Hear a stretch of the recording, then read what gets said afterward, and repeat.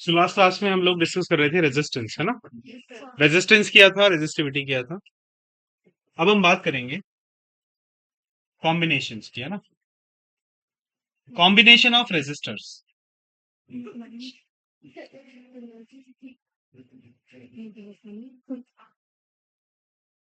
देखिए बच्चों, दो तरह की कॉम्बिनेशंस पॉसिबल है यहाँ पे, सीरीज में और पैरेलल में, है ना? तो पहले बात करते हैं हम लोग सीरीज में। Series combination.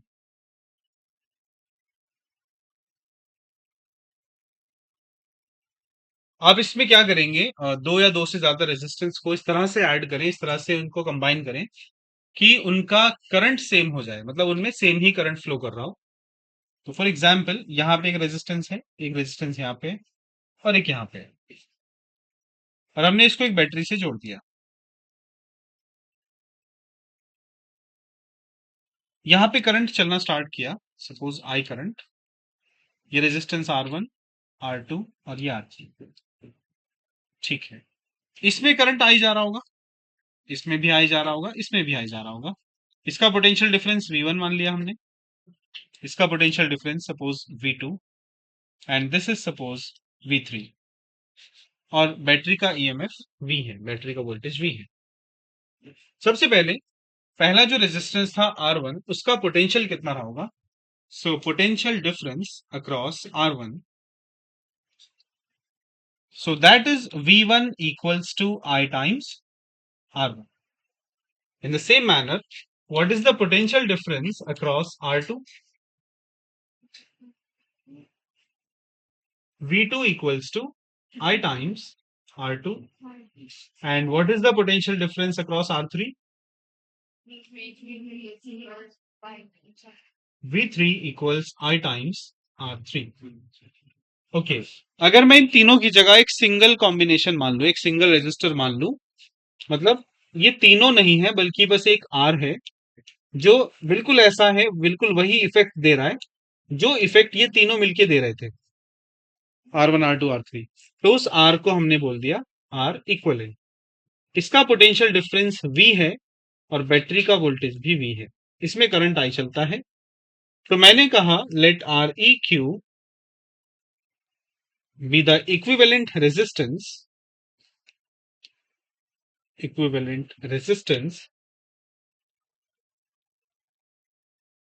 देन इस V को आप क्या लिख सकते हो? I are.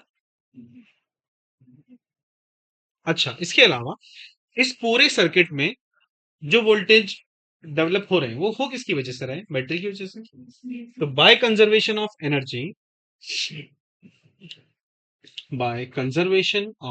एनर्जी, तो जो एनर्जी इसमें डिलीवर हुई है, जो पोटेंशियल इसमें डिलीवर हुआ है, that will be V1 plus V2 plus V3।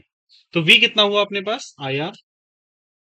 I R equivalent equals to I times R1 plus I times R2 plus I times R3।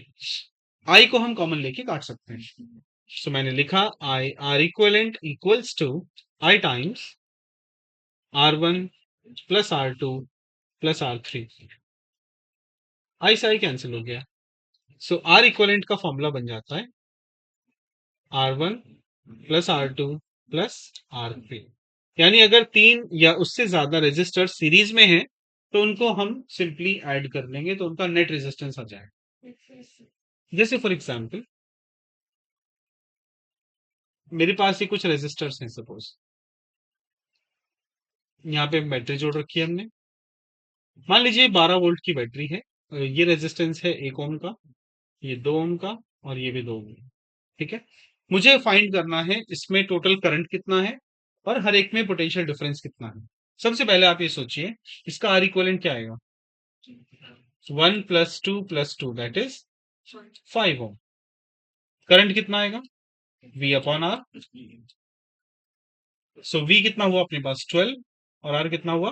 5। तो 2.4 एम्पियर, ये इसमें करंट आ गया, राइट? अब अगर ये करंट है तो फिर इसका पोटेंशियल कितना होगा? V1, ये V2 सपोज और ये V3। What is the potential difference across R1 V1? क्या लिखेंगे? IR1, I की वैल्यू 2.4, R की value 1, so it is 2.4 volt. What is V2? I times R2, so 2.4 multiplied by 2, that is 4.8 volt. And what is V3? IR3,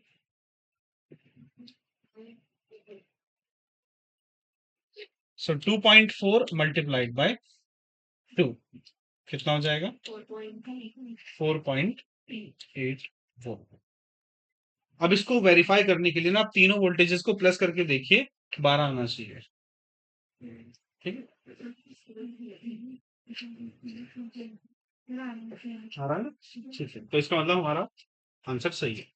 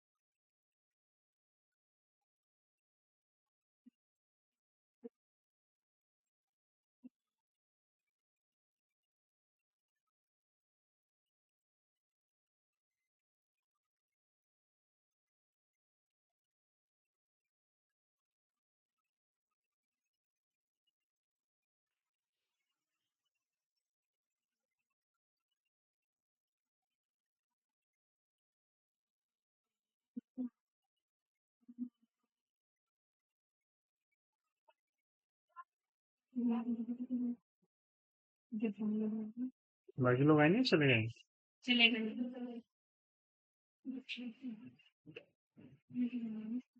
किस time तक नहीं जाती gas?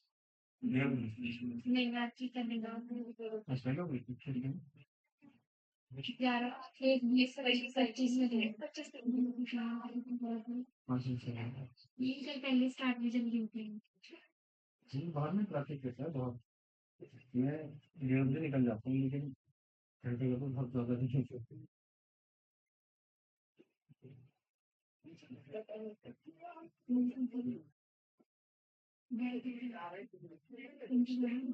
चले आगे। तो सीरीज के लिए तो हमने ये फॉर्मूला डिराइव कर लिया, R equivalent is R1 plus R2 plus R3, और इसमें करंट सेम रहेगा, पोटेंशियल डिफरेंस अलग अलग होंगे, राइट। अब बात करते हैं इसका दूसरा कॉम्बिनेशन, पैरेलल कॉम्बिनेशन।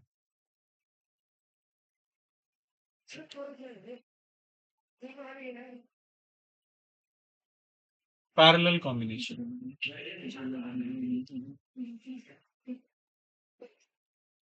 देखिए भाई, इसमें हमने क्या किया, 3 रेजिस्टर्स या उससे ज्यादा हम जोड़ सकते हैं, और इस तरह से कनेक्ट करना है कि इनका पोटेंशियल डिफरेंस सेम आ जाए। ये सपोज R1, R2, ये R3, और मैंने इसको बैटरी से जोड़ दिया।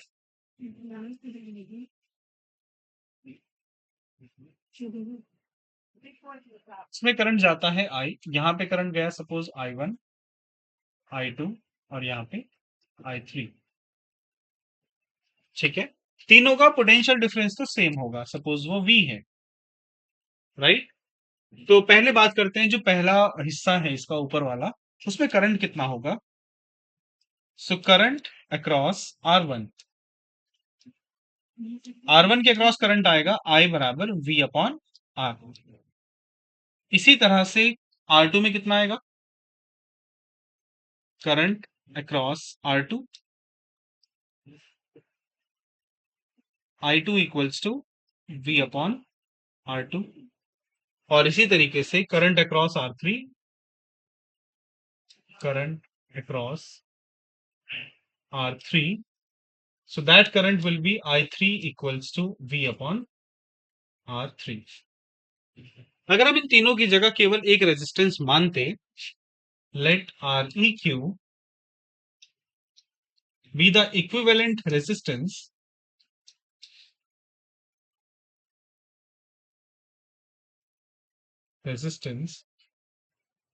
then देखिए मैंने इन तीनों की जगह बस एक R बना दिया,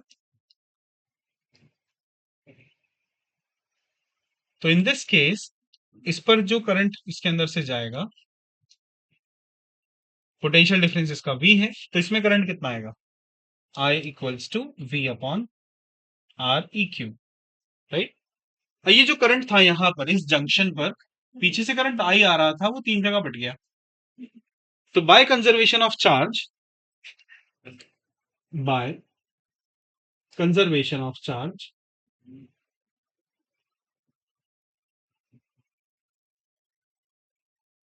हाँ जी क्या होगा बच्चों, I equals to I1 plus I2 plus I3। I की value V upon R E Q, V upon R1 plus V upon R2 plus V upon R3। हमने V कॉमन लेके कट कर दिया, so V upon R E Q equals to V common आ चुका है, 1/R1 plus 1/R2 plus 1/R3। ये V से V cancel हुआ, तो रिलेशन अपने पास आता है 1/ReQ equals to 1/R1 plus 1/R2 plus 1/R3। ये पैरेलल का फॉर्मूला, इसमें करंट डिफरेंट होगा, पोटेंशियल सेम होगा।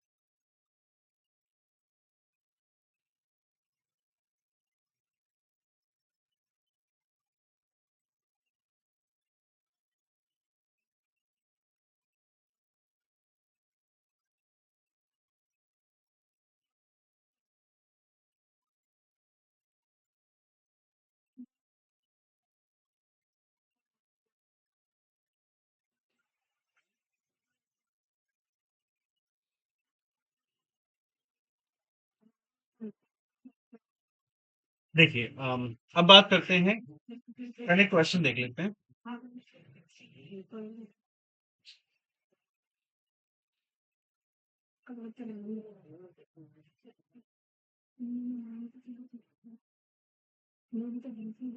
देखिए ये कॉम्बिनेशन दिया हुआ है हमें, ये आर है, ये 2R है, ये आर है, ये 3R है, और ये भी 3R है, ये आर है। हमसे कहा जाएगा find R equivalent between A and B. ठीक है, तो देखिए सबसे पहले ना तरीका ये होता है कि आप इसमें ना करंट फ्लो करा के देखिए। जहां पर करंट बट गया वो पैरेलल, जहां करंट सेम रहा वो सीरीज। तो अगर आप करंट यहां से चलाते हो ए से, वो यहां बटेगा और यहां बटेगा, यहां बढ़ने के बाद वो इसमें को होके जाएगा। तो ये तीनों कैसे हुए, ये सीरीज में हो, तो दीज आर इन सीरीज। तो देखिए इसका जो सीरीज का रिजल्ट है, सपोज वो मैं RS1 कह रहा हूँ या RS' कह रहा हूँ, ठीक है, या तो X कह लेते हैं, वो थोड़ा इजी रहेगा। इसको मैंने X कह दिया, तो इसका जो रिजल्टेंट आया X का वो क्या आया, 2R plus R plus 3R, कितना हुआ भाई, 6R। अब हमारे पास जो सर्किट था वो कन्वर्ट हो गया, थोड़ा सा चेंज हो गया, वो कुछ ऐसा हो गया, this is R and this is R and this is 6R, sorry 3R और 6R। ये तो 3R था, यहाँ पे आया है 6R। अब ये 6R और 3R ये कैसे हुए, ये पैरेलल में हुए।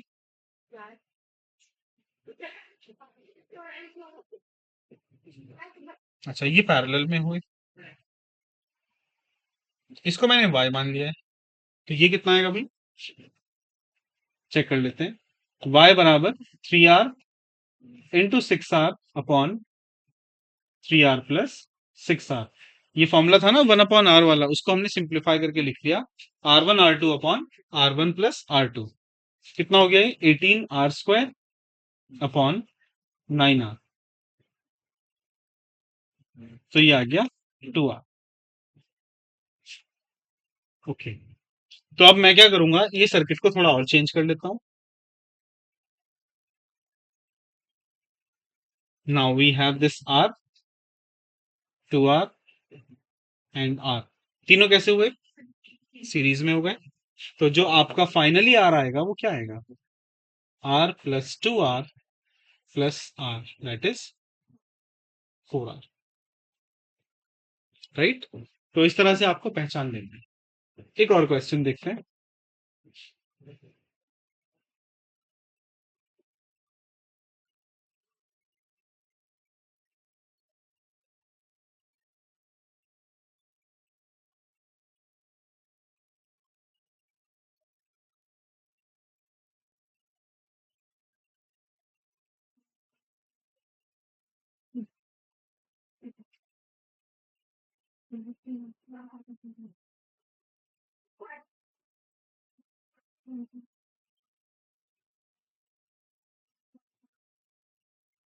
ये सारे रेजिस्टर्स आर हैं भाई,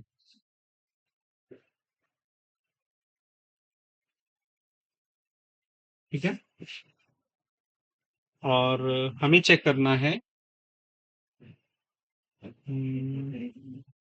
find R equivalent between A and B.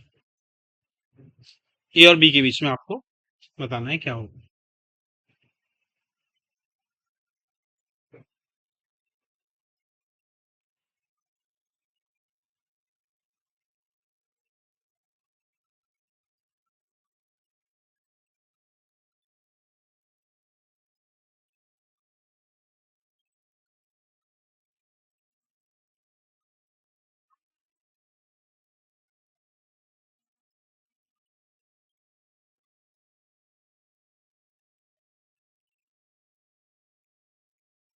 इसमें बल्कि ये वाला रेजिस्टेंस भी हटा दो, बाहर वाले में।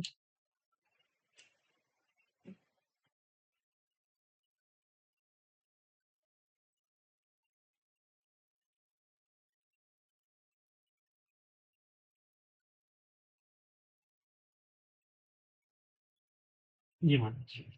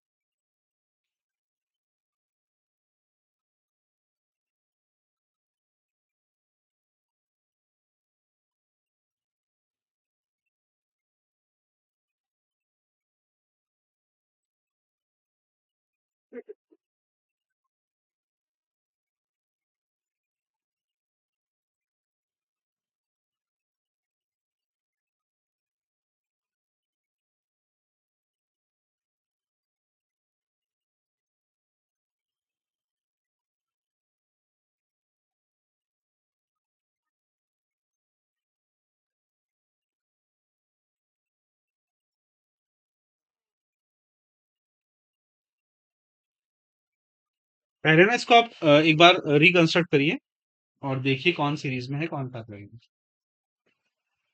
अगर आप ध्यान देंगे ना तो इस सरकमफेरेंस के ऊपर जितने भी पॉइंट्स हैं ना वो सारे एक्स हैं।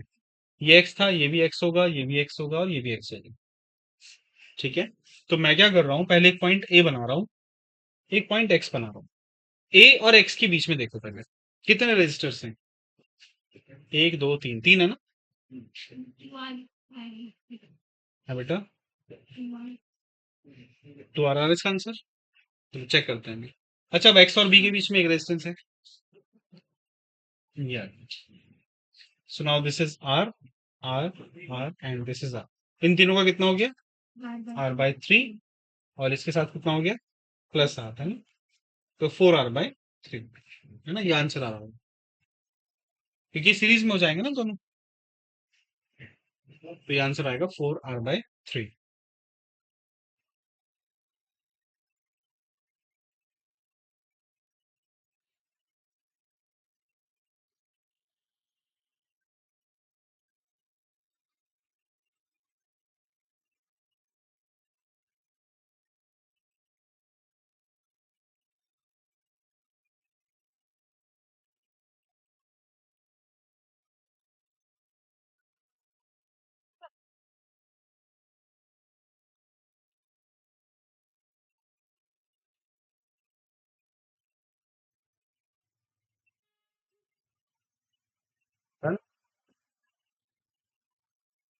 चलिए इसके बाद देखिए।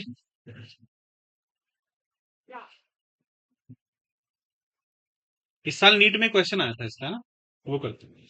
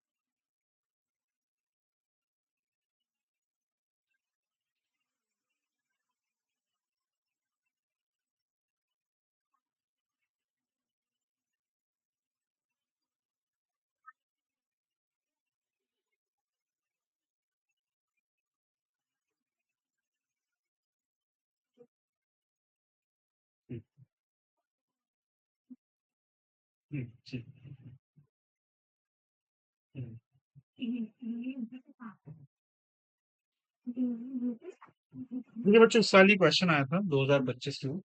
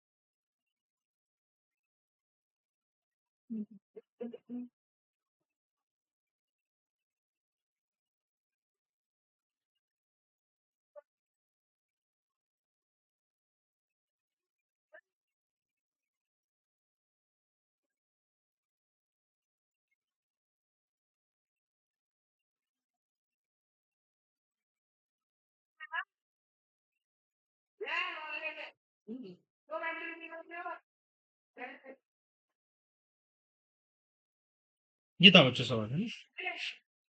In the given diagram what is the current through the battery? Battery से कितना करंट लिया गया है ये बताना। ठीक है, पहले तो ये सोचें कि क्या ये व्हीट स्टोन बन रहा है। याद है ना, व्हीट स्टोन में हम लोग क्या करते थे, रेशियो चेक करते हैं ना। देखो इस सर्किट को ना थोड़ा अगर ऐसे समझो सीधा, तो ये पी है, ये क्यू है, ये आर है, ये ऐसे, इसका रेशियो कितना आएगा, 2, है ना। और इसका रेशियो कितना आएगा, ये भी 2 आएगा। व्हीट स्टोन बन गया है। जब ये व्हीट स्टोन है तो जो बीच वाला टर्म है ये वाला, ये शॉर्ट सर्किट हो गया। अगर ये शॉर्ट सर्किट हो गया तो ये खत्म। ठीक है, इसको खत्म कर दो आप। तो ये और ये दोनों कैसे हो गए, सीरीज में।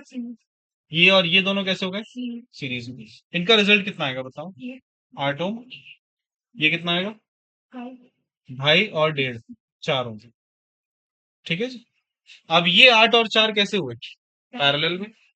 तो ये और ये मिला के हो गए पैरेलल। और इसका रिजल्ट क्या बनेगा भाई, 8 × 4/8 तो 32/12।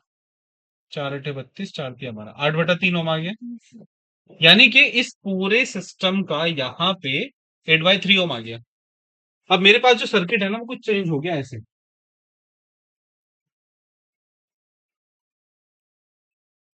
ऐसा कुछ सर्किट बना, ये 1.5 ओम है, ये 5.5 ओम है, ये 1/3 ओम है, और ये 8/3 ओम है। ये 5 वोल्ट की बैटरी है, राइट। ये चारों कैसे हुए, सीरीज में हुए। इसका आर कितना आएगा टोटल, 1/3, 8/3 प्लस 1.5 प्लस 5.5 कितना हुआ, 9/3 प्लस 7, 7 और 3 10। आर अपने पास आ गया 10। वी कितना है अपने पास, 5। तो आई कितना हो जाएगा, V/R। तो V 5 है, R 10 है, सो इट इज 0.5 एम्पियर। इस साल यही सवाल थी।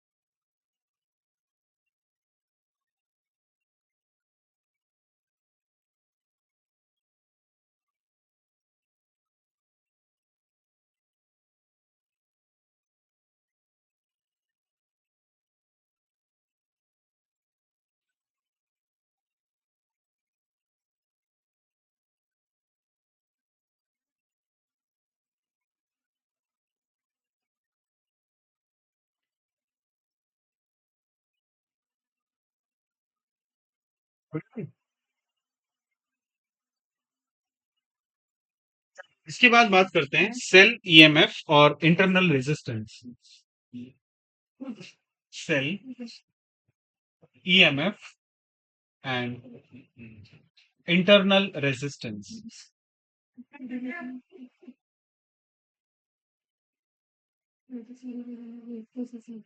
देखिए बच्चों, सेल क्या है, पहले तो सेल को देखते हैं। अब एक बीकर इमेजिन करो जिसमें कोई लिक्विड है, ठीक है, कोई सोल्यूशन है इसमें। जनरली ये कोई एसिड हो सकता है, और इसमें आपने दो इलेक्ट्रोड रख दिए।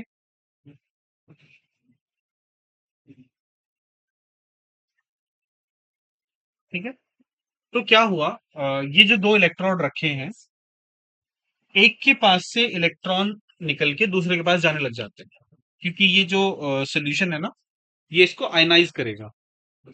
तो मैंने मान लिया कि इलेक्ट्रॉन इधर से इधर जा रहा है, ठीक है, लेफ्ट से राइट में। तो इलेक्ट्रॉन कहाँ डिपॉजिट हो रहा है जाके, इधर जा रहा है ना। तो मैंने कहा कि यहां से आपने एक रेजिस्टेंस जोड़ दिया और इलेक्ट्रॉन इसके अंदर को जाने लगे। आपको पता है धारा की दिशा इलेक्ट्रॉन की दिशा के ऑपोजिट होती है, तो इसमें करंट ऐसे फ्लो करने लग जाएगा। ये करंट की दिशा हो गई और इलेक्ट्रॉन की दिशा उल्टी हो गई, इलेक्ट्रॉन ऐसे जा रहा हो। अच्छा, ये जो एक्सटर्नल रेजिस्टेंस है इसको हमने आर बोल दिया।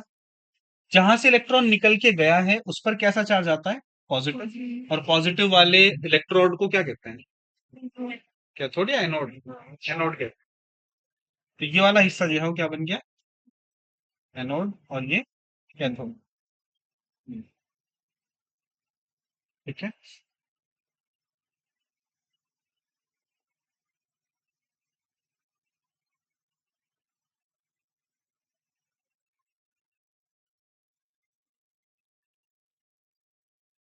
ये डबल एन आता है क्या ना, सिंगल एन, सही लिखा था। ठीक है, चलिए, अब ये बताइए जो इलेक्ट्रॉन मूव करके गया है इसके अंदर, तो उसको दो रास्तों का सामना करना पड़ा। कौन कौन से, एक तो सोल्यूशन के अंदर और एक सोल्यूशन के बाहर। जो सोल्यूशन के अंदर इसने ट्रेवल किया है उसमें जो बाधा आई है इलेक्ट्रॉन को फ्लो करने में, वो लिक्विड की वजह से आई है।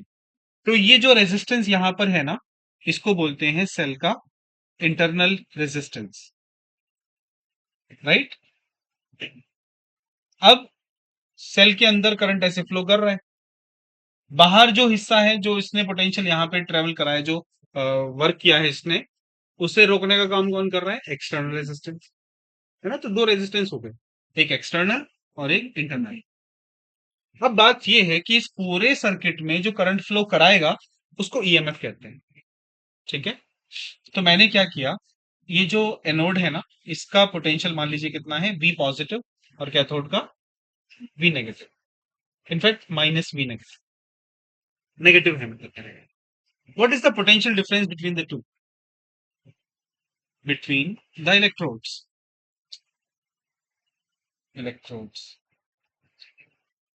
डेल्टा वी बराबर V positive minus minus V negative. कितना हो जाएगा ये, V positive plus V negative, इसमें दोनों के पोटेंशियल शामिल है, ठीक है। और वी नेगेटिव यहाँ पे पॉजिटिव है ना, V negative is greater than zero, ताकि ये वाला टर्म नेगेटिव हो सके, है ना। अगर आप पॉजिटिव संख्या को माइनस से मल्टीप्लाई करोगे तो नेगेटिव हो जाएगी, ठीक है। अब ये बताएं, इस पूरे सर्किट में जो करंट फ्लो कराया है वो ईएमएफ ने कराया है। तो जो ईएमएफ होती है ना सेल की, वो क्या हो जाएगी, I times total R, R plus R, यानी बाहर वाला रेजिस्टेंस भी और इंटरनल वाला भी, दोनों को अंदर करंट फ्लो कराने का काम ईएमएफ के पास, राइट। तो E equals to I times R plus I times small R. ये जो बाहर वाला रेजिस्टेंस है ना, इसके जो सिरे हैं ये, इनके बीच में जो पोटेंशियल है उसको टर्मिनल पोटेंशियल कहते हैं, टर्मिनल पोटेंशियल।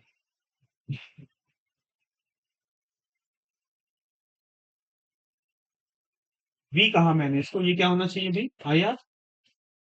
ये इक्वेशन 1 है, सपोज ये इक्वेशन 2 है। अगर मैं दोनों इक्वेशंस को आपस में कंपेयर करूं तो ई का फॉर्मूला बनेगा I R, sorry, V plus I times small R. आपको जो निकालना हो आप इससे निकाल सकते हो। जैसे मुझे I निकालना है फॉर एग्जाम्पल, तो E minus V upon R बराबर आई निकल जाएगा इससे। सपोज मुझे V निकालना है, V कैसे आएगा? V बराबर E माइनस आई आर है। आप चाहे तो इसको बड़ा ई भी लिख सकते हैं, ये आपके ऊपर बात है, मैं इसको छोटा ही लिख रहा हूँ। ठीक है, इलेक्ट्रॉन से कंफ्यूज मत होना, इलेक्ट्रॉन का चार्ज नहीं है। तो ठीक है, आप लोग जब भी क्वेश्चन सॉल्व करेंगे इसका, तो आप ये मान के चलिए कि जो ईएमएफ है वो पूरे सर्किट में करंट फ्लो कराएगा, including the internal part as well as the outer part. चलिए इसको नोट कर लीजिएगा।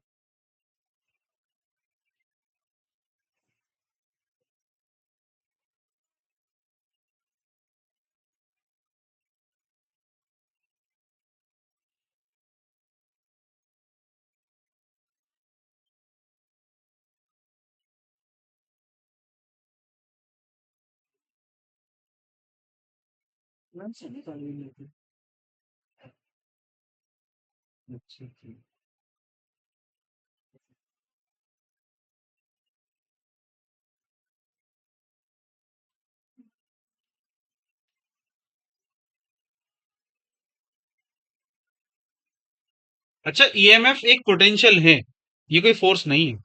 ईएमएफ का पूरा नाम होता है इलेक्ट्रोमोटिव फोर्स। ये फोर्स नहीं है, पोटेंशियल है। ठीक, तो यहाँ पे मैं लिख देता हूँ, ईएमएफ इज इलेक्ट्रोमोटिव फोर्स।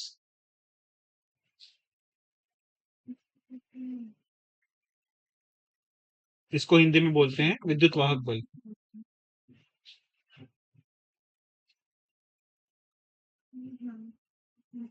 इसका यूनिट क्या होगा बच्चों?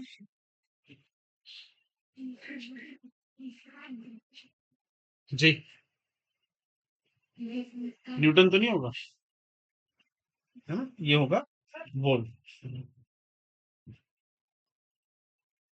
ये पोटेंशियल है क्योंकि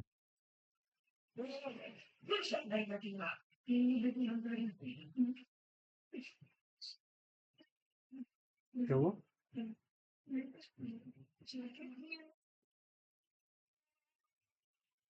जी, हाँ बिल्कुल। किसी सर्किट में करंट अपने आप से तो फ्लो नहीं कर सकता है ना, तो कोई फ्लो कराएगा उसके अंदर। तो जो वोल्टेज हम लिखते हैं ना, ये टर्मिनल वोल्टेज, ये और ईएमएफ में खास अंतर नहीं है। जब हम बात करते हैं बिल्कुल आइडियल बैटरी की, तो हम ये मानते हैं कि उसके पास इंटरनल रेजिस्टेंस है ही नहीं। अगर स्मॉल आर जीरो हो जाए फॉर एग्जाम्पल, तो वी ही ई बन जाएगा, है ना? अगर ये वाला टर्म ना हो तो E equals to I R और वही वी है। इसका मतलब पोटेंशियल का काम करंट फ्लो कराना ही होता है, जबकि उसके अंदर इंटरनल रेजिस्टेंस नहीं है। अगर है तो फिर हम उसको ईएमएफ बोल देंगे।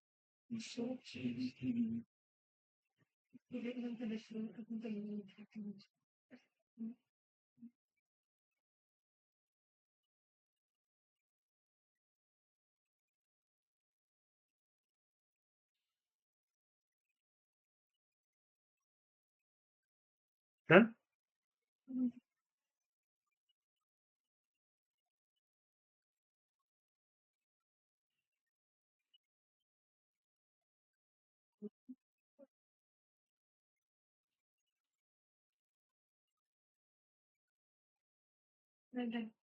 चलिए देखिए इसके बाद पहले क्वेश्चन कर लेते हैं इसमें।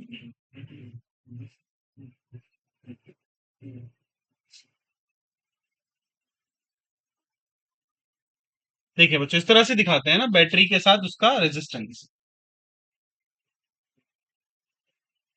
मान लीजिए ये जो बैटरी है वो 10 वोल्ट की है, और इसका इंटरनल रेजिस्टेंस है 0.5 ओम, और इसका जो एक्सटर्नल रेजिस्टेंस है वो है 5 ओम। क्वेश्चन पूछा जाएगा कि बताइए इसमें कितना करंट फ्लो कर रहा है, और इसका कितना ईएमएफ है। ईएमएफ तो बल्कि में दिया हुआ है, इसका टर्मिनल पोटेंशियल क्या है, ये सारी बातें निकालनी। तो सबसे पहले ईएमएफ का काम क्या था भाई? EMF equals to I times R total, R plus R. EMF है 10 वोल्ट, आई हमें नहीं पता है, आर कितना हुआ 5 प्लस 0.5, सो 10 इक्वल्स टू 5.5 आई। यहां से आप आई निकाल सकते हो 10 अपॉन 5.5। आप इसको सॉल्व कर सकते हैं, तो 2/1.1 एम्पियर, राइट। टर्मिनल पोटेंशियल क्या आएगा?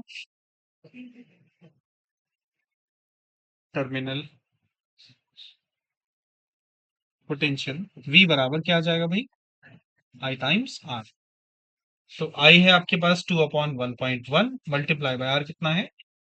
5 ओम। तो 10/1.1 वोल्ट।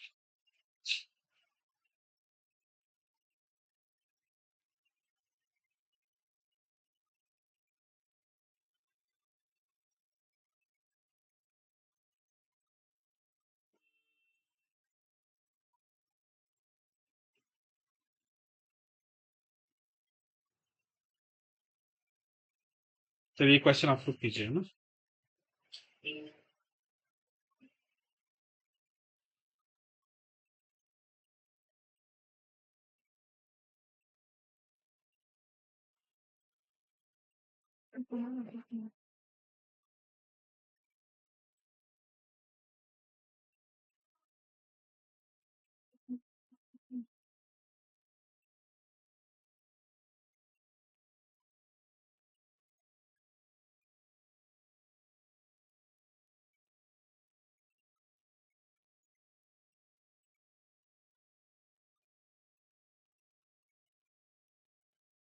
ये 5 रेजिस्टर्स इसमें एक एक ओम के लगे हुए हैं, और एक बैटरी है जिसका इंटरनल रेजिस्टेंस 2 ओम है। तो हमें करंट बताना है कितना होगा। Find current drawn from the battery. Drawn from the battery.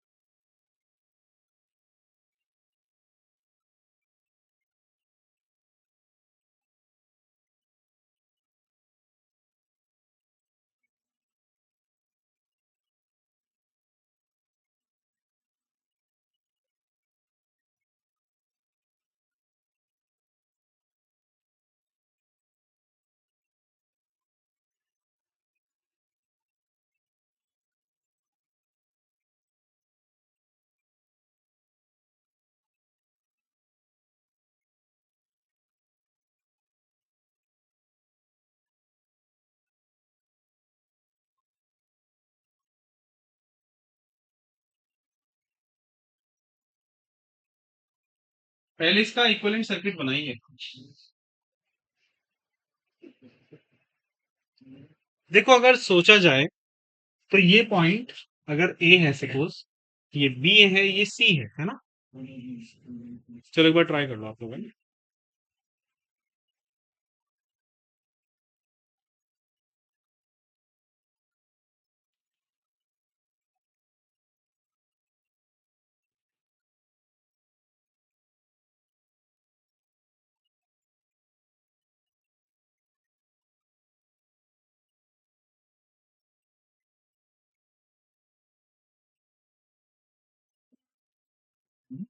हम्म,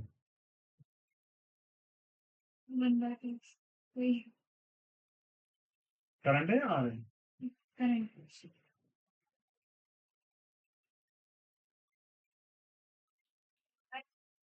8/17, 8/17।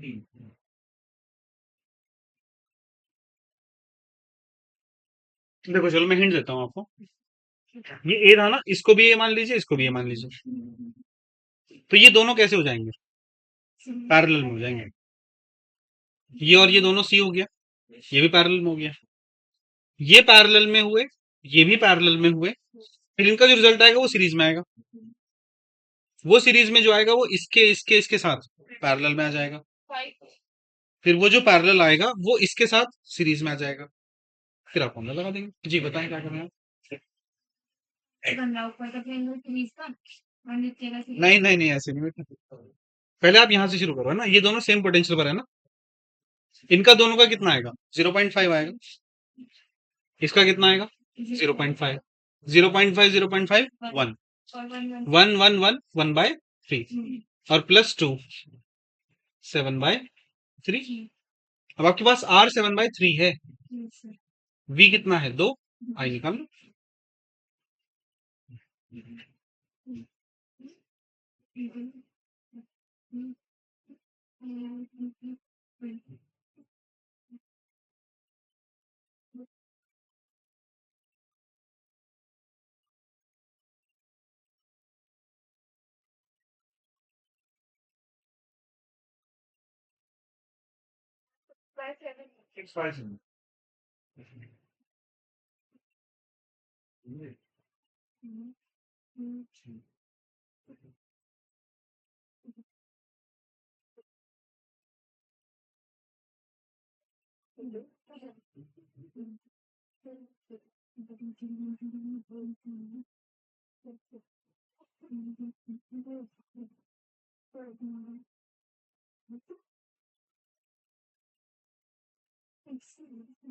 हाँ?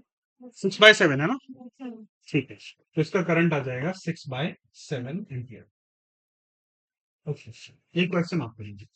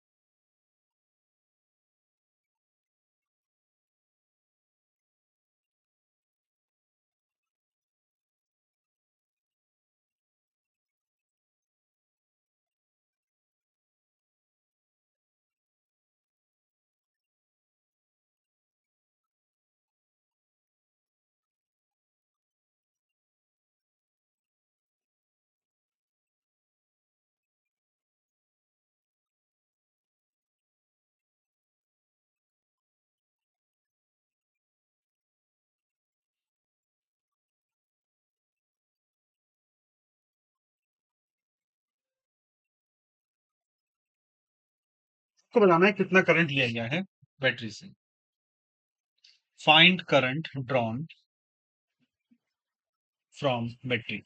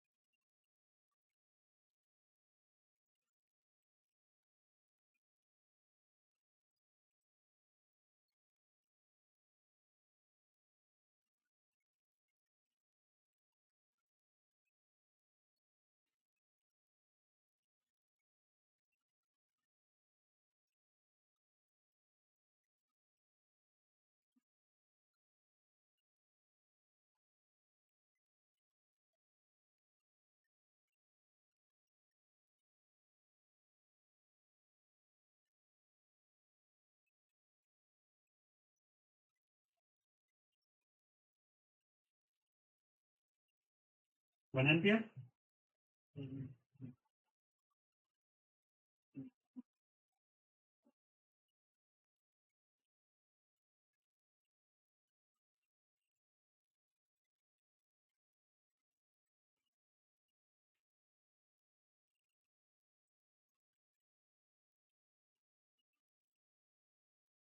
हम्म 1 एम्पियर आगे सबका आंसर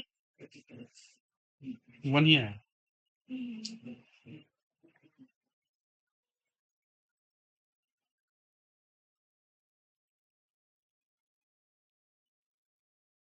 ये 7 1 और 10 तीनों कैसे हो गए सीरीज में? उसके बाद 6 वाला पैरेलल हो जाएगा, फिर जो उसका रिजल्ट आएगा वो बाकियों के साथ सीरीज हो जाएगा।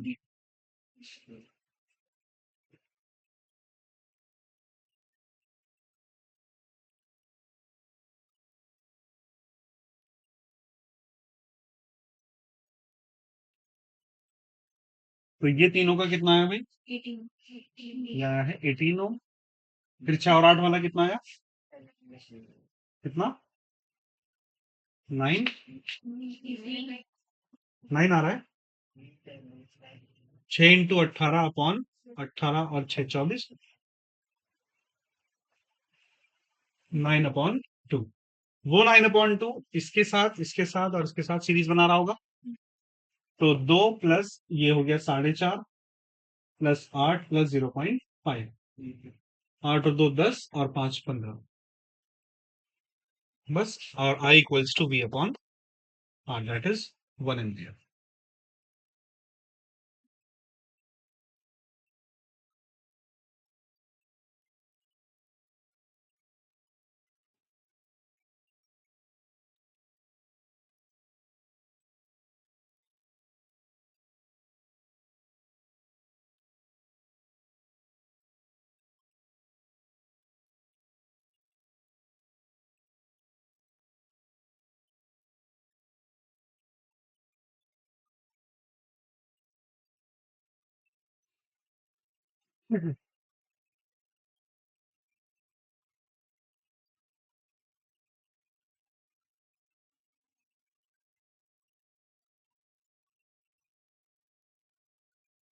चलिए बच्चों अब आगे चलते हैं। Combination of sales.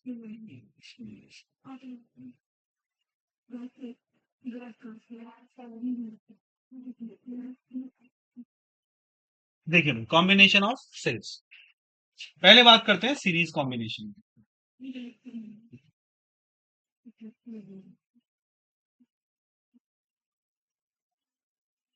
तो मान लीजिए मैंने 2 सेल लिए, इस पॉइंट को ए मान लिया, ये बी हो गया सपोज और ये सी हुआ। अच्छा इसमें करंट की डायरेक्शन ऐसे आएगी ना, राइट?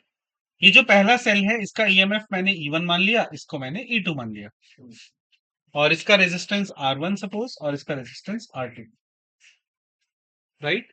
पहले ये देखिएगा ए और बी का पोटेंशियल डिफरेंस क्या आएगा। Potential difference across A and B क्या लिख सकते हैं?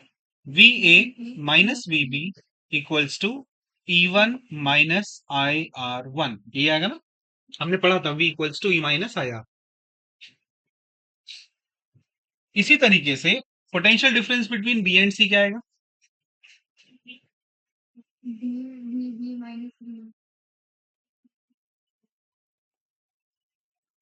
Cross B and C, so that will be VB minus VC is equal to E2 minus IR2, equation number 2। अगर हम इन दोनों की जगह पे एक E मान लेते हैं, let E equivalent and R equivalent be the equivalent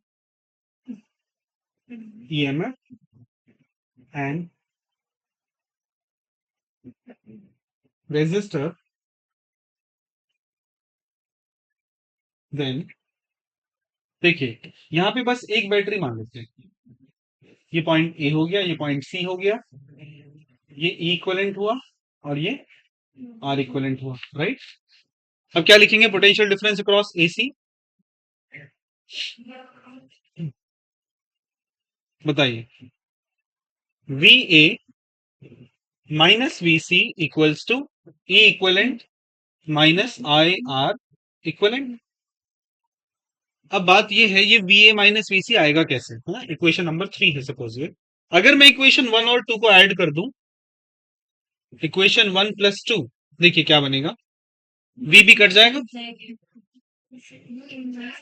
we A minus V C equals to E one plus E two minus I times R one plus R to.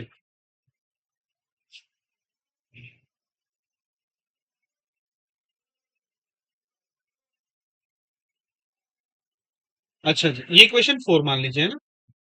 अब इक्वेशन 3 और 4 दोनों identical है ना, so from equation 3 and 4 हम इस equation को लिख सकते हैं, E equivalent minus I R equivalent is equal to E one plus E two minus I times R one plus R two, right. अब जरा कंपेयर करते हैं इसको ना। सो ऑन कंपेयरिंग, बताइए ई इक्वलेंट किसके बराबर आएगा भाई, E one plus E two, और आर इक्वलेंट, इसका मतलब ये हुआ कि सीरीज कॉम्बिनेशन में हम ईएमएफ्स को भी ऐड कर देते हैं और रेजिस्टेंसेस को भी। लेकिन अगर इनकी पोलैरिटी बदल जाए, इफ पोलैरिटी इज चेंज्ड और इज रिवर्स्ड, देखिए मैंने क्या किया कि यहाँ पे जो बैटरी थी वो तो ऐसे ही रख दी, ठीक है, यहाँ वाली को हमने चेंज कर दिया है ना, सेल को। इस बार इसका ईएमएफ ई वन हो गया, ये ई टू हो गया, ये आर वन हो गया, ये आर टू हो गया। अब हमें तो नहीं पता कि किधर करंट जाएगा, आपको चेक करना है इसकी डोमिनेंसी, यानी ज्यादा करंट कहां से फ्लो करेगा, ज्यादा ईएमएफ किसका है। मैंने मान लिया ई वन ई टू से बड़ा है, अगर ई वन ई टू से बड़ा है ना तो ये डोमिनेंट है, करंट इधर जाएगा, राइट। तो जो ईएमएफ अब इक्वलेंट आएगी ना, वो आएगी E one minus E two, और जो आर इक्वलेंट आएगा R one plus R two, R में चेंज नहीं होगा, ईएमएफ चेंज हो जाएगा। चलिए नोट करते हैं।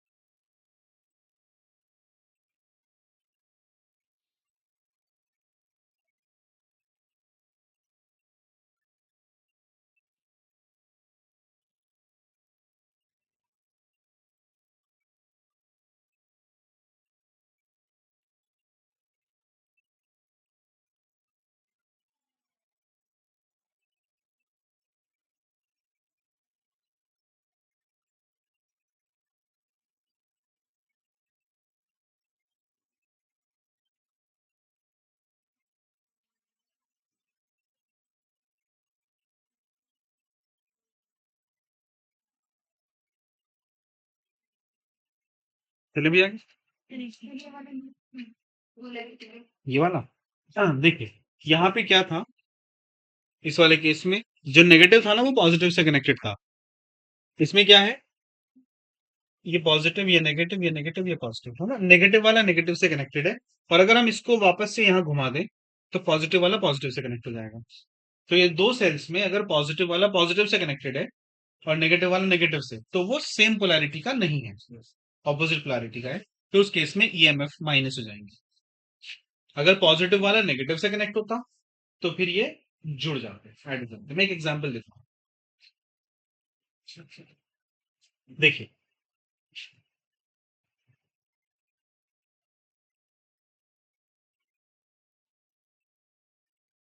मान लो ये कोई सर्किट है अपने पास, ये 12 वोल्ट की बैटरी है और इसका रेजिस्टेंस है 1 ओम। ये 15 वोल्ट की बैटरी है, इसका रेजिस्टेंस है 1.5 ओम। ये 0.5 ओम का रेजिस्टर और ये 5 ओम का रेजिस्टर, ठीक है। हमें बताना है बैटरी से कितना करंट फ्लो करेगा। अब आप पहले तो ये सोचो भाई, ये पॉजिटिव था, ये नेगेटिव, ये पॉजिटिव, ये नेगेटिव। पॉजिटिव वाला पॉजिटिव से कनेक्टेड, नेगेटिव वाला नेगेटिव से कनेक्टेड। तो बताइए ये कौन सा केस हुआ, ये नोट वाला केस हुआ ना अभी। तो इसका ई इक्विवेलेंट क्या आना चाहिए बताओ। इसको मैं E1 कह रहा हूं, इसको मैं E2 कह रहा हूं, बताइए इसमें बड़ा कौन सा है, E1 या E2? E2 बड़ा है ना। तो क्या आएगा इक्विवेलेंट, E2 माइनस E1। तो 15 माइनस 12 यानी कितना, 3 वोल्ट। तो डोमिनेंट कौन हुआ, E2 डोमिनेंट हुआ ना। तो करंट फ्लो कराने के लिए कौन रिस्पॉन्सिबल है, 15 वाला, है ना। तो करंट इसमें ऐसे जाएगा, सपोज आई है। अब आप आसानी के लिए क्या करो, इन दोनों को हटा दो, एक मान लो बस। कितने वोल्ट की, 3 वोल्ट की। यानी अब आप इसको ऐसे मान लीजिए, ये सर्किट कुछ ऐसा कन्वर्ट हो जाएगा। यहाँ 3 वोल्ट की बैटरी, 1.5 ओम, 0.5 ओम, 1 ओम और ये 5 का सर्किट अभी बन गया, ठीक है। अब बताइए इसका आर कितना आएगा, टोटल आर 5, 6, 6.5 और ये 7, 8 है ना। 8 ओम आ गया। और वी कितना है अपने पास, 3 वोल्ट। तो आई कितना हुआ, वी अपॉन, तो 3/8 एम्पियर। ठीक है, इस तरह से निकल सकते। एक क्वेश्चन मैं दे रहा हूं, ये आप लोग कीजिए।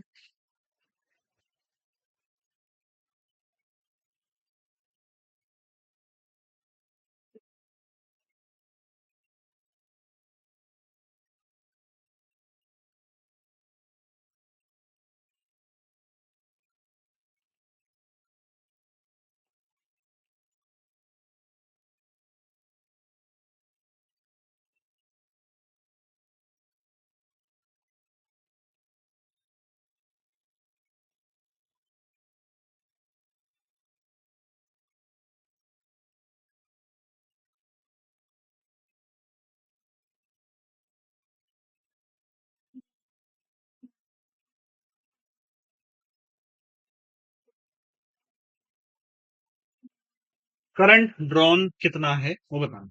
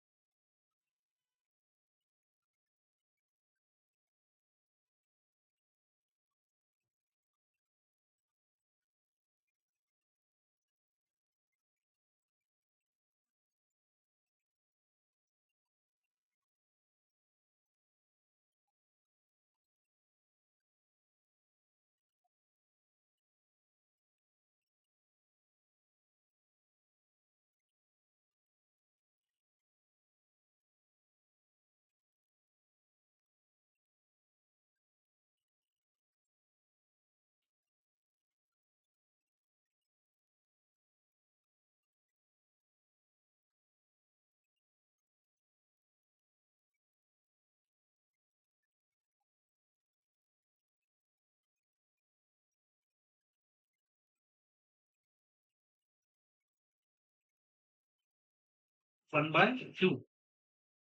अच्छा, ईएमएफ कितनी आ रही है इसमें? 5। नेट ईएमएफ नहीं, ईएमएफ बताइए पहले, इसकी नेट ईएमएफ क्या आ रही है?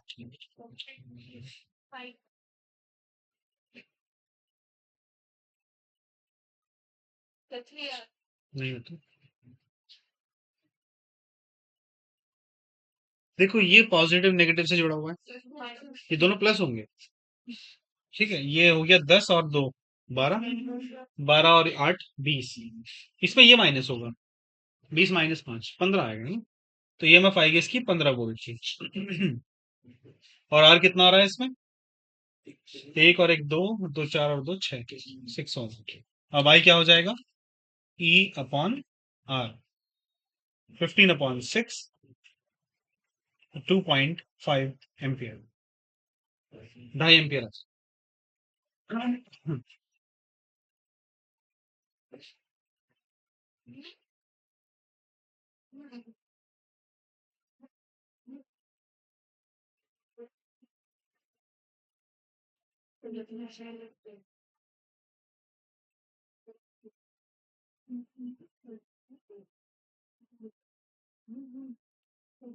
चलिए अब बात करते हैं भाई इसका पैरेलल कॉम्बिनेशन, है ना?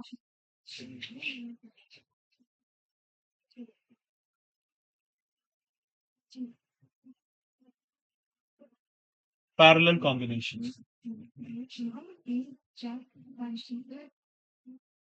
देखिए बच्चों, पैरेलल कॉम्बिनेशन में हमें इस तरह से इनको कनेक्ट करना है।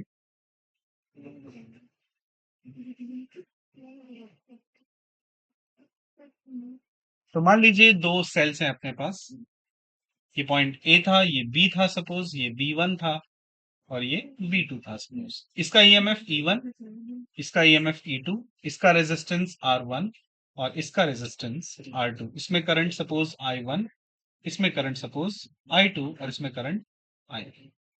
राइट? सबसे पहले देखिए B1 और B2 का पोटेंशियल डिफरेंस क्या होगा across E1 R1। So potential difference across B1 and B2, तो that is delta V suppose. और वो क्या होना चाहिए? वो होना चाहिए E1 minus I1 R1, and this is also equal to E2 minus I2 R2। Right? यहां से मैं क्या करूंगा, I1 की वैल्यू निकाल लेता हूं। So I1 R1 equals to E1 minus delta V, या I1 बराबर E1 minus delta V upon R1। In the same fashion, this I2 R2 is what? E2 minus delta V.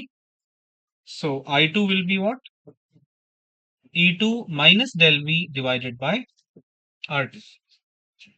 अगर मैं इन दोनों की जगह सिर्फ एक ही बैटरी मान लेता, let E equivalent and R equivalent be the equivalent EMF and resistance and resistances or resistance, then मैंने क्या किया, इसके अंदर केवल एक बैटरी मान ली है, एक सेल मान लिया। ये पॉइंट ए था अपने पास, ये बी था, से this is B1 and this is B2, और इसमें करंट जा रहा था I, और ये ईएमएफ हो गया E इक्विवेलेंट, R हो गया R इक्विवेलेंट। राइट? बताइए अब इसका हम लोग पोटेंशियल डिफरेंस क्या लिखेंगे? Potential difference across B1 and B2, again this delta V equals to E equivalent minus IR equivalent.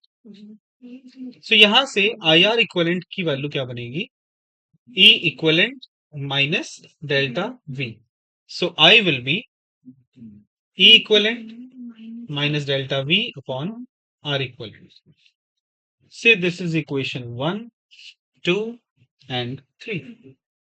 तो आप देख सकते हैं क्योंकि जो I करंट है ना वो I1 और I2 से मिलकर बना है, तो हम कह सकते हैं I should be same as I1 plus I2। So what is I? E equivalent upon R equivalent minus delta V upon R equivalent बराबर I1 की value E1 upon R1 minus del V upon R1 plus I2 की value E2 upon R2 plus sorry minus delta V upon R2।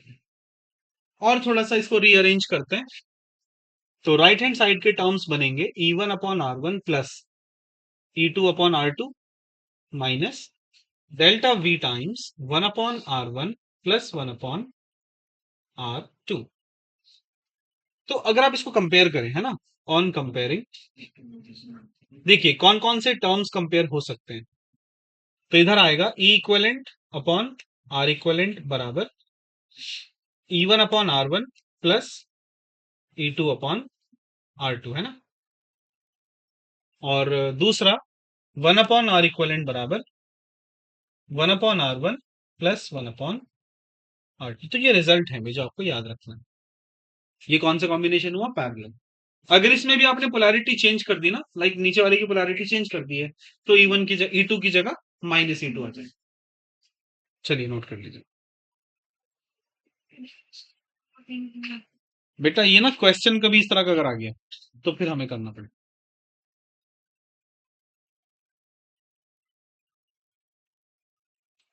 ये तो concept की तरह से आप इसको लिखिए है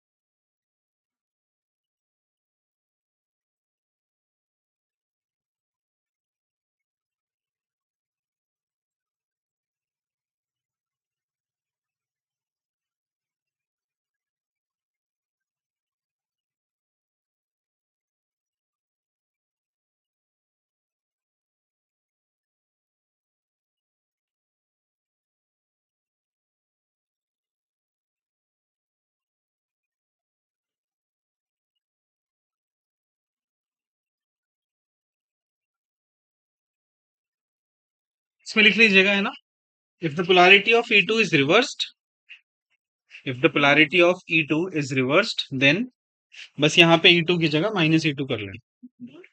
इफ हाँ जी, if the polarity of E2, if the polarity of E2 is reversed then E equivalent upon R equivalent बराबर E1 upon R1 minus E2 upon R2।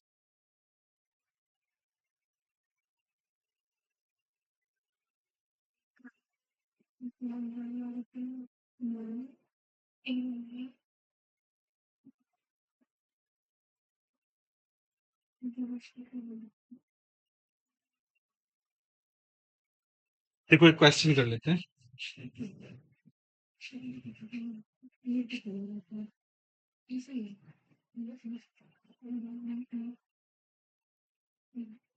ये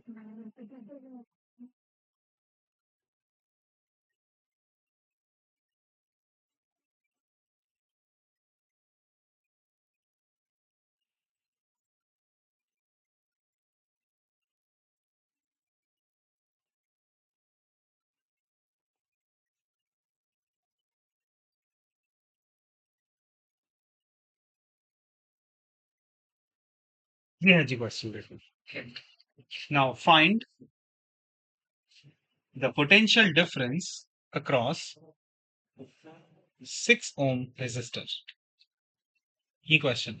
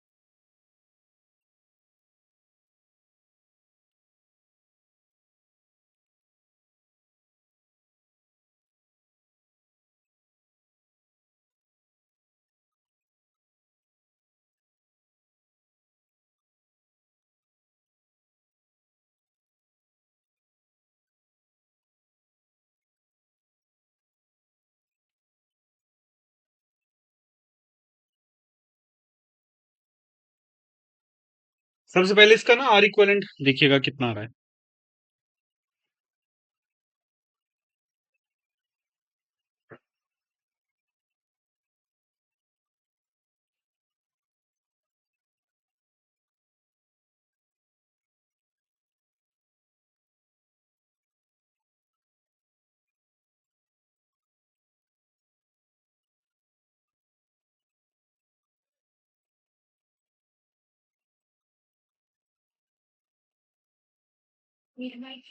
कितना आ रहा है आर इक्विवेलेंट? 8/3।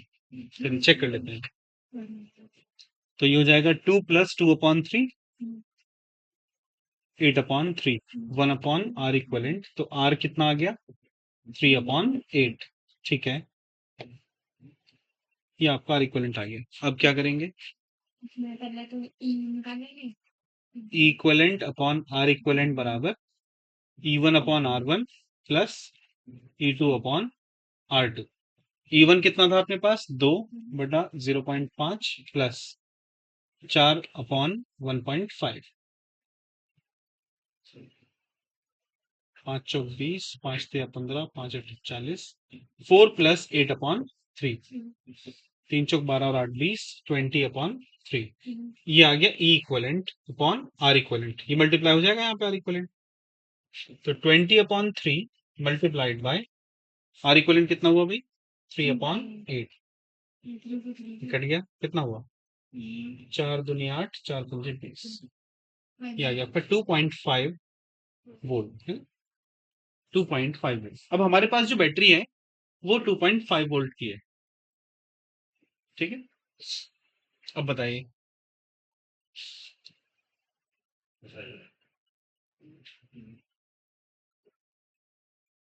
अच्छा ये बताइए, आर इक्वलेंट हमें मिल गया था इन दोनों का, ई इक्वलेंट इन दोनों का मिल गया। जो इनका आर इक्वलेंट आया था वो इसके साथ कैसा होगा? सीरीज में, है ना? यानी कि अब पूरे सर्किट का जो आर इक्वलेंट आएगा वो क्या आएगा? उनका आर इक्वलेंट कितना आया था? 3/8 प्लस 6, 48 और 3 51, 51/8 ओम, राइट। और बैटरी कितनी है अपने पास, 2.5 वोल्ट की। तो जो ईएमएफ है दिस इज 2.5 वोल्ट। तो इसके अक्रॉस भी पोटेंशियल ही होना चाहिए ना, तो इसको हमें कैलकुलेट भी करनी करना है।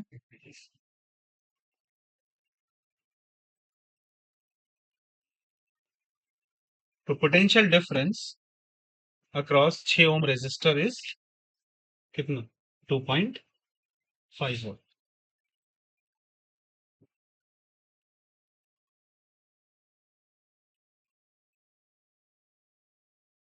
और नहीं तो आप अलग अलग इसका आई और आर निकाल लीजिए, उससे और ज्यादा सटीक वैल्यू आ, इसका पोटेंशियल डिफरेंस आएगा V equals to E equivalent minus I R equivalent. पहले आई निकालना पड़ेगा लेकिन आपको, है ना। और आई कैसे आएगा, पहले आप टोटल आर कर लो, उसके बाद आई।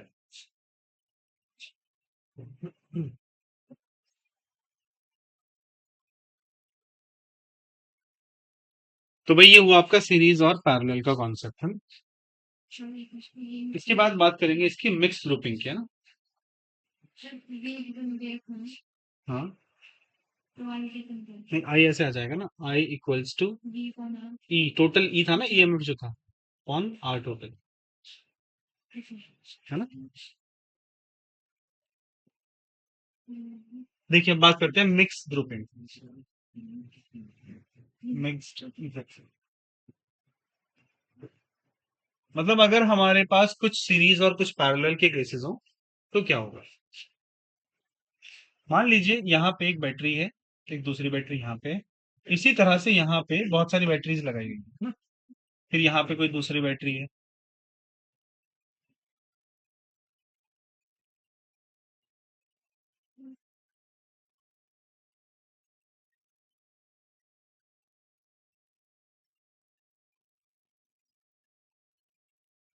और इन सब को हमने जोड़ दिया है किसी एक्सटर्नल रेजिस्टर से। देखिए सबका ईएमएफ ई है, सबका रेजिस्टेंस आर है, ई और आर।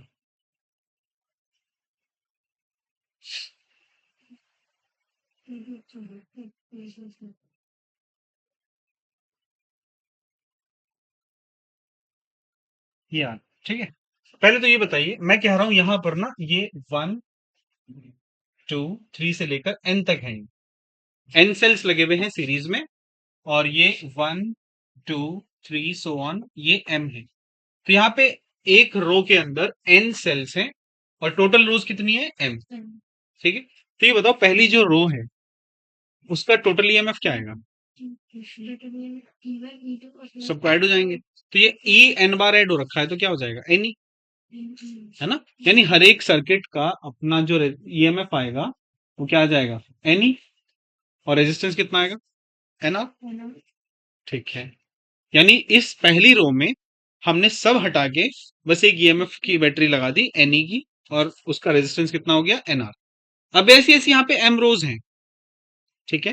तो इन सारी रोज में एम रोज के लिए आपका ईएमएफ क्या आ जाएगा, ईएमएफ नहीं चेंज होता बेटा पैरेलल में। अगर सेम सेम होती है तो चेंज नहीं होता, वो सेम ही आ जाता, एनी एनी रहेगा बस। इसको अभी वेरीफाई कर लेना आप लोग, हमने जो फॉर्मूला निकाला था ना पीछे, उससे वेरीफाई करके देखना भैया है, ठीक है। और आर इक्वलेंट कितना आएगा, ये आ जाएगा एन आर अपॉन एम। तो अब हमारे सामने बस एक सिंगल सर्किट है जिसके अंदर एक बैटरी है, एक रेजिस्टेंस है, और फिर उससे हमने क्या जोड़ा हुआ है, एक नीचे कैपिटल आर। अब सोचिए, इसका ईएमएफ हो गया हमारा एन ई, और रेजिस्टेंस कितना हो गया, एन आर अपॉन एम। इसमें से करंट लिया गया है सपोज आई, राइट। अब एक बात बताओ भाई, इसके अंदर से अगर हम आई निकालना चाहें तो क्या है इस सर्किट के अंदर, भाई इसका जो टोटल आर है वो क्या है, N R upon M plus capital R. अच्छा जी, और इसमें जो आई आएगा वो क्या आएगा, N E upon R equivalent. So that will be N E divided by N R upon M plus capital, है ना। ये अपना आई आ गया, तो ये करंट है इसके अंदर। आपको पता है ये करंट मैक्सिमम कब होगा, आई मैक्स। देखो, इसके लिए दो मेथड्स हैं हमारे पास। या तो हम ऐसा कुछ करें कि इस टर्म को डिफरेंशिएट करके आई मैक्सिमम आ जाए, या फिर हम कोई ऐसी वैल्यू चूज करें आर की और स्मॉल आर की कि उन्हें रखने के बाद मैक्सिमम आ जाए। तो, तो जो मैथमेटिक्स है इसके पीछे, है ना, वो डिफरेंशिएट करके आएगा, तो जो रिजल्ट आएगा हम उसको डायरेक्टली याद कर सकते हैं। वो रिजल्ट ये आएगा कि अगर मैक्सिमम करंट चाहिए हो तो जो आर होगा ना, वो एन आर अपॉन एम के बराबर हो जाता है। मतलब जो ये बाहर का रेजिस्टेंस है, ये इंटरनल सारे रेजिस्टेंसेस का जो रिजल्ट आया था उसके बराबर होना चाहिए।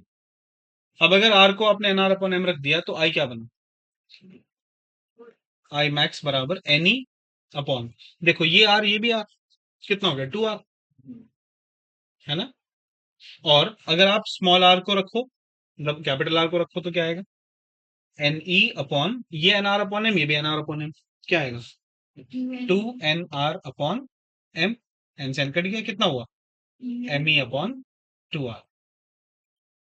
तो अगर इंटरनल रेजिस्टेंस के टर्म्स में देखो तो M E upon two R, external के हिसाब से N E upon two R, ये मैक्सिमम करंट।